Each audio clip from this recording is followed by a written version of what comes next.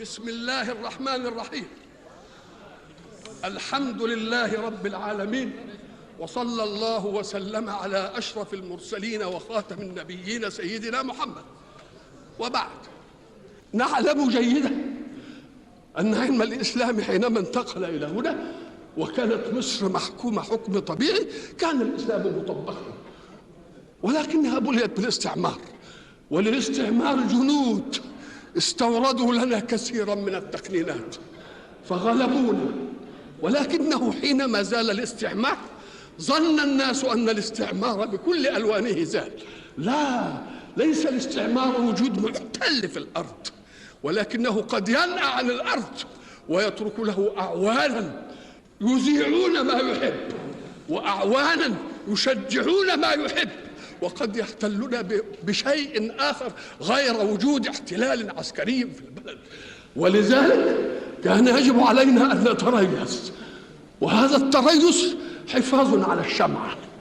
الشمعة قد لا تنير مكانا واسعا، لكننا نحافظ عليها، لأنه من الممكن أن نكسرها فتنير أكثر، أو نأخذ منها نارا نشبها حريقا على أعدائنا.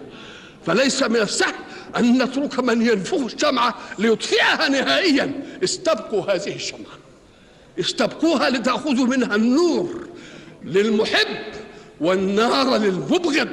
استبقوها، واعلموا جيدا أننا لا نستطيع أن تكون كلمتنا من رأسنا إلا إذا كان قوتنا من فأسنا. لاحظوا جيدا كيف نأكل، من أين نطعم. لا تحادوا قبل أن تعدوا، فإن العداء قبل الإعداد هو عين الفساد والفساد والفساد. يا قوم، لا تستمعوا إلى أحد، لأن دينكم واضح، دينكم فطري.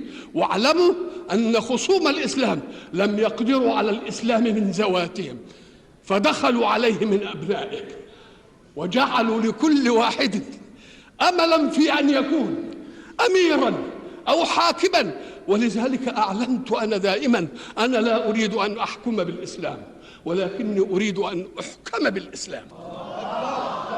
أنا الإسلام أميل عليه أن أكون محكوما له بأي واحد من أدنى الأرض، ورجله على رقبته وعلى رأسه.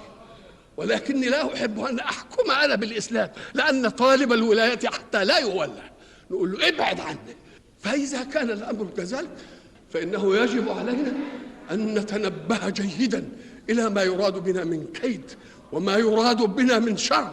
واعلموا جيدا أنني كما قال أخي لست من رجال السلطة، فأنا الوحيد في مصر الذي رد قرارات جمهورية ولم يستمع لها في تاريخها كلها، ملكية أو جمهورية. فلا يستطيع أحد أن يتهمنا أبدا بأننا علماء سلطة.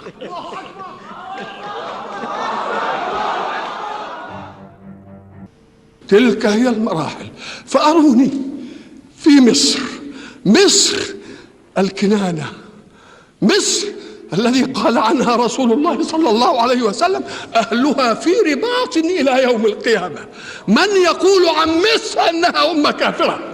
إذن فمن المسلمون؟ من المؤمنون؟ مصر التي صدرت علم الإسلام إلى الدنيا كلها، صدرته حتى إلى البلد الذي نزل فيه الإسلام. هي التي صدرت لعلماء الدنيا كلها علم الإسلام. أنا أقول عنها ذلك هو تحقيق العلم في أزهرها الشريف. وأما دفاع عن الإسلام فانظروا إلى التاريخ. من الذي رد همجية التتار عنه؟ إنها مصر. من الذي رد هجوم الصليبيين على الإسلام وعلى المسلمين؟ إنها مصر.